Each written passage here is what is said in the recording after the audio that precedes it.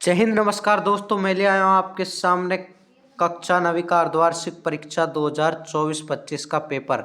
हाँ बच्चों, तो हम आपको बता देते हैं इसका समय 3.25 घंटा रहने वाला है और आपके पूर्णांक 70 नंबर के हैं यहाँ पर। हाँ तो बच्चों, ये हिंदी का पेपर है आपके सामने, अभी लीक होकर आया है हमारे पास। हम बता देते हैं आपको, यहाँ पर आपको रोल नंबर भरने हैं शब्दों में और यहाँ आपको यहाँ पर अंकों में भरने हैं।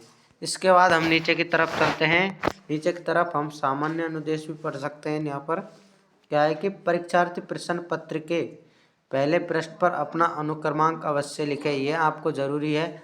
और दूसरा है कि प्रत्येक प्रश्न के सामने उसका अंक भार अंकित है। आप देख सकते हैं इसका अंक भार आपके सामने अंकित दिखाई देगा। आप प्रश्नों की तरफ चलते हैं हम। क्या है कि प्रश्न देखिए, यहाँ पर 6 अंक का है जो आपके लिए एक गद्यांश है। निम्नलिखित अपठित गद्यांश को पढ़कर पूछे गए प्रश्नों के उत्तर आपको लिखने हैं। इसको पढ़ना है। पढ़ने के बाद हम आपको बता देते हैं इसका आंसर क्या है। कि उपयुक्त गद्यांश का उचित शीर्ष है, जो मैंने यहाँ पर पहले से ही इसका आंसर लिख रखा है, वह क्या है कि सादा जीवन उच्च विचार। इसके बाद आता है दूसरा, संसार में अमरता मिलती है।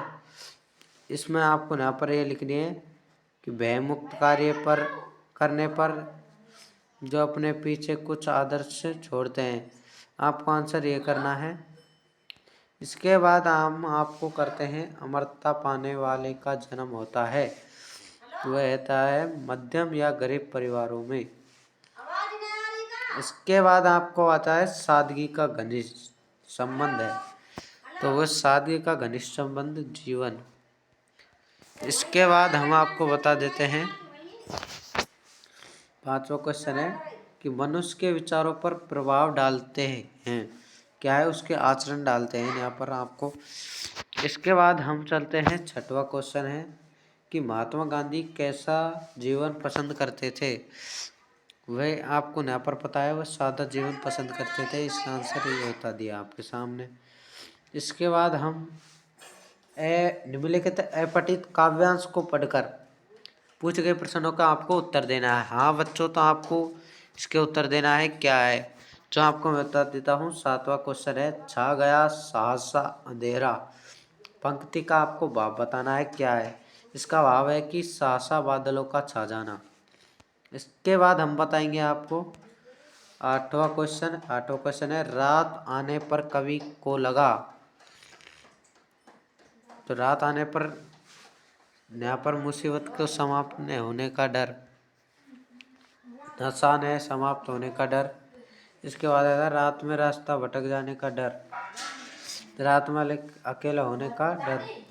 तो इसमें क्या है कि आपका जो आंसर मिलेगा वह क्या मिलेगा, रास्ता में भटक जाने पर का डर है। यह आपका रात में रास्ता भटक जाने का डर, इसका एक्यूरेट आंसर यही होगा।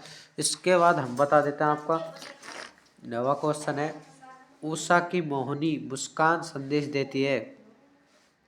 वो आपका आंसर हो जाएगा द। इसके बाद आता है नीड का अर्थ आप जानते हैं सभी विद्यार्थी, नीड का अर्थ होता है घोंसला। इसके बाद आता है आपका यहाँ पर 11वां क्वेश्चन, क्या है कि कवि घोंसले का पुनर्निर्माण चाहता है क्योंकि कवि घोंसला बनाकर पक्षियों का आश्रय देना चाहता है। यह आपका यहाँ पर आंसर होगा। इसके बाद आता है उपयुक्त पद्यांश संदेश देता है। यहाँ पर आपको आंसर कर देना है उपयुक्त सभी।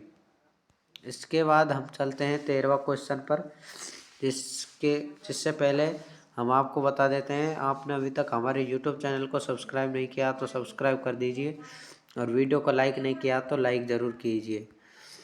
और आपको क्या करना है, 13वां क्वेश्चन को पढ़ना है। क्या दिए गए बिंदुओं के आधार पर निम्नलिखित में से किसी एक विषय को 300 शब्दों में आपको निबंध लिखना है। आप यहाँ पर लिखते हैं बढ़ते फैशन का दुष्परिणाम, जिसमें आपको लिखनी है प्रस्तावना।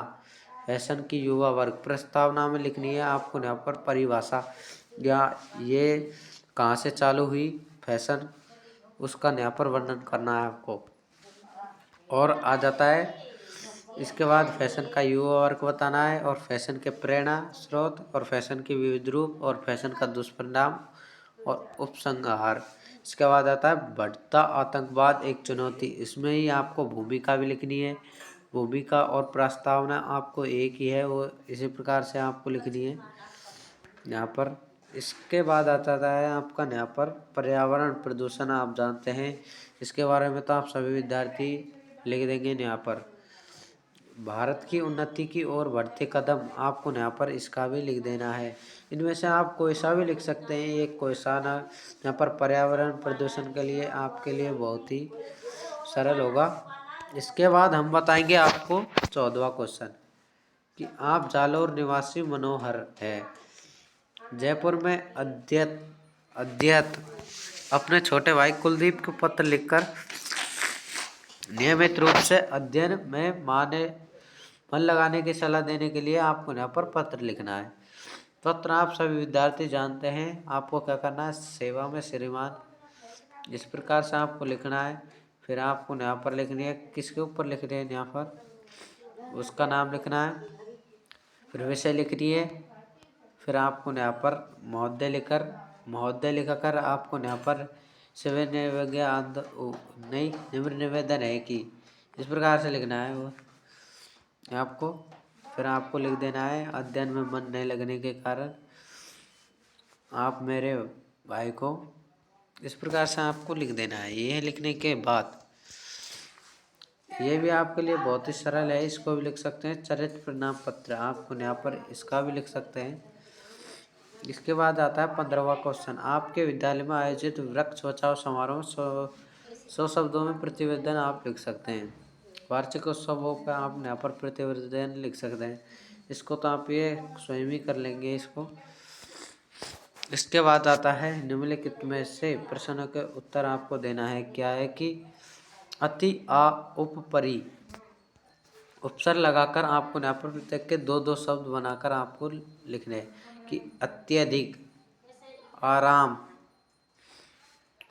उपदेश, परिवेश, इस प्रकार से और आपको यहाँ पर बना देने हैं। इसके बाद आता है विशेषण। विशेषण क्या है, विशेषण वो होती है संज्ञा या सर्वनाम की विशेषता बतलाते हैं, उन्हें विशेषण कहते हैं। यह आपका आंसर हो जाएगा एक्यूरेट, बिल्कुल ही। इसके बाद आता है आकाश और पक्षी के दो पर्यायवाची शब्द आपको लिखने हैं। आकाश का यहाँ पर हो जाएगा नभ, नभ माने नीर, नभ ये हो जाएगा। पक्षी के आप यहाँ पर पर्यायवाची स्वयं करेंगे इसका। आवाज आता है अनुकूल व आकाश के विलोम शब्द आपको लिखने हैं। विलोम शब्द आप लिख देंगे। अनुकूल का तो आपको यहाँ पर लिखना है प्रतिकूल। और इसके बाद हम बता देते हैं आपको आकाश का आपको लिखना है यहाँ पर पाताल। ये लिखने के बाद आपको अगला क्वेश्चन देखते हैं कि निम्न मुहावरों का अर्थ बताना एवं वाक्य में प्रयोग करें। आपको अंटी चोटी का जोर लगाना मतलब एडी चोटी का जोर लगाना मतलब आप यहाँ पर ज़्यादा ताकत लगाना। खून खोलना, गुस्सा आना, इस प्रकार से आपको ये मिल जाएगी। संयुक्त वाक्य आप जानते हैं, इसका आंसर स्वयं करेंगे। इसको यदि आप पे नहीं होता तो मैं इसका कमेंट में आंसर दे दूंगा। इसके बाद आता है खंडदय। खंडदय में क्या है कि आपको निम्नलिखित 17वां क्वेश्चन है, निम्नलिखित गद्यांश में पूछे गए प्रश्नों का आपको उत्तर देना है। यहाँ पर क्या करना है, इसको झूरी काची के 2 बैल है, ये आपको यहाँ पर आपकी पाठ्य पुस्तक में से ही आया है। इसके आपको क्या करना है, झूरी काची के दोनों बैलों की क्या विशेषता थी वह आपको यहाँ पर इसी में से ही मिल जाएगा। विशेषता आपको यहाँ इसी में से ही ढूंढनी है। अगर आप हमारे YouTube चैनल से अगर PDF को लेना चाहते हैं तो हमारे टेलीग्राम चैनल को ज्वाइन कर लें, वहाँ से आपको ये PDF मिल जाएगी। इसके बाद हम आपको बता देते हैं, ये सभी क्वेश्चन आप कर लेंगे। यहाँ पर अथवा में भी है, अथवा वाला भी कर सकते हैं, नहीं मैं आपको बता देता हूँ। इसके बाद 18वां क्वेश्चन क्या है कि निम्नलिखित काव्यांश को ध्यानपूर्वक पढ़कर आपको पूछे गए प्रश्नों का उत्तर देना है। अब क्या करना है, आपको यहाँ पर इसको पढ़ना है और आपको उत्तर देना है। ये आपका यहाँ पर पठित गद्यांश है जो आपने बिल्कुल ही पाठ्य पुस्तक में से पढ़ रखा है, उसका आंसर आपको स्वयं को देना है। ये आप बिल्कुल ही स्वयं दे सकते हैं। इसका आंसर सभी आप कर लेंगे यहाँ पर। इसके बाद हम चलते हैं यहाँ पर 19वां क्वेश्चन है, रिक्त स्थानों की आपको पूर्ति करनी है। क्या है कि आपको यहाँ पर लिखना है समानता का बोध। इस समानतवाद हो जाएगा इसमें, ये गलत है, समानतवाद यहाँ पर ये गलत है। इसके लिए आपको सही आंसर है उपभोक्तावाद। इसके लिए आपको उपभोक्ता लिखना है। इसके बाद आता है तुम फोटो का महत्व नहीं जानते, इसमें ये आपको फोटो भरना है। इसके बाद आपको मैं बता देता हूँ, तीसरा है कि शासन है या तम का प्रभाव खाली जगह है, तो इसमें आपको यहाँ पर गहरा, इसमें लिखना है गहरा। इसके बाद आता है बसो ब्रज के ग्वारण गोकुल है इसमें। इसके बाद हम बताएंगे 20वां क्वेश्चन है।